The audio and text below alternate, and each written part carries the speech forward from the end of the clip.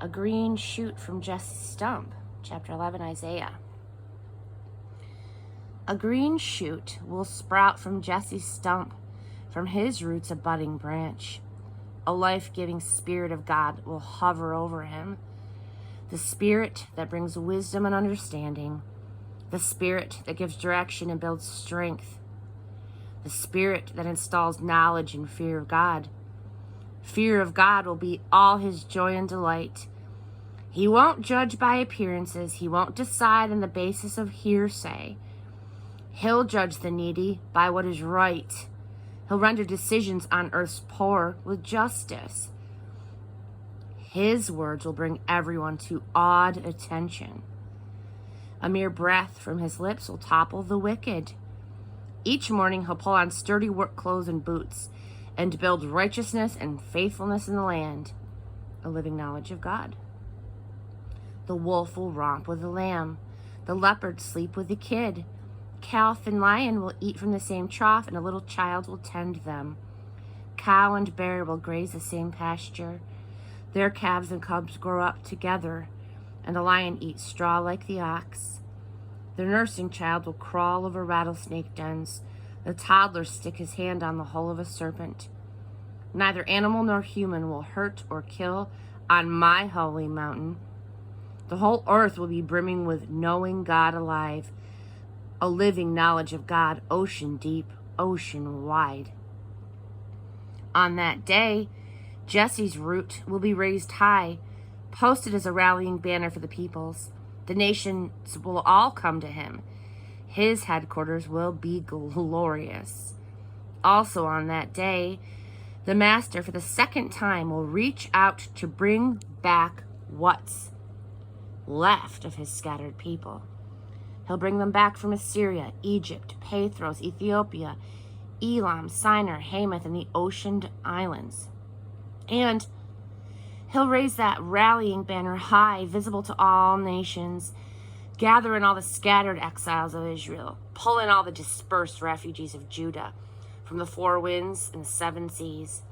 The jealousy of Ephraim will dissolve. The hostility of Judah will vanish. Ephraim no longer the jealous rival of Judah. Judah no longer the hostile rival of Ephraim. Blood, brothers united, they'll pounce on the Philistines in the west, join forces to plunder the people in the east. They'll attack Edom and Moab. The Ammonites will fall into line. God will once again dry up Egypt's Red Sea, making for an easy crossing. He'll send a blistering wind down the great river Euphrates. He'll reduce it to 7 mere trickles. None even need to get their feet wet. In the end, there'll be a highway all the way from Assyria, easy traveling for what's left of God's people. A highway just like the one that Israel had when he marched up out of Egypt.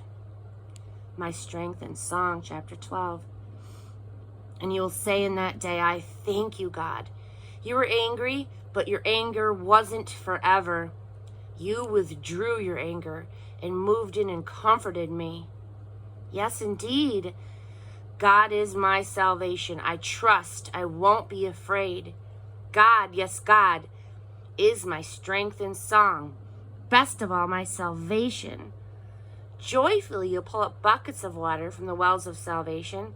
And as you do it, you'll say, give thanks to God, call out his name, ask him anything. Shout to the nations, tell them what he's done. Spread the news of his great reputation.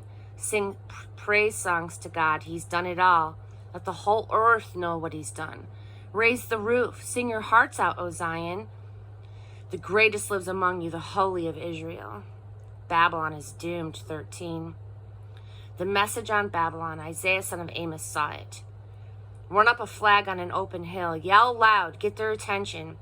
Wave them into formation. Direct them to the nerve center of power.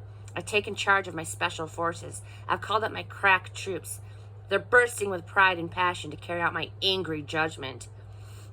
Thunder rolls off the mountains like a mob, huge and noisy.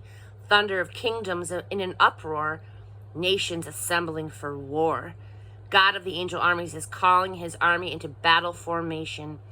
They come off from far-off countries. They pour in across the horizon.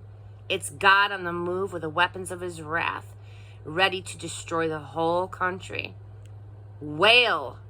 God's day of judgment is near. An avalanche crashing down from the strong God. Everyone paralyzed in the panic, hysterical and unstrung, doubled up in pain like a woman giving birth to a baby, horrified. Everyone they see is like a face out of a nightmare. Watch now. God's judgment day comes. Cruel it is, a day of wrath and anger, a day to waste the earth and clean out all the sinners. The stars in the sky, the great parade of constellations, will be nothing but black holes. The sun will come up as a black disk, and the moon a blank nothing. I'll put a full stop to the evil on earth, terminate the dark acts of the wicked. I'll gag all the braggarts and boasters, not a peep any more from them, and trip strutting tyrants, leave them flat on their faces.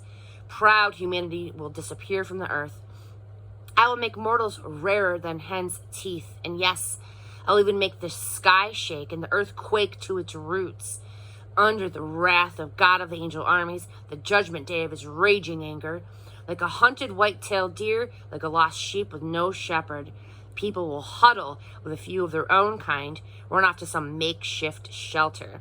But tough luck to stragglers, they'll be killed on the spot, throats cut, bellies ripped open, babies smashed on the rocks while mothers and fathers watch, houses looted, wives raped.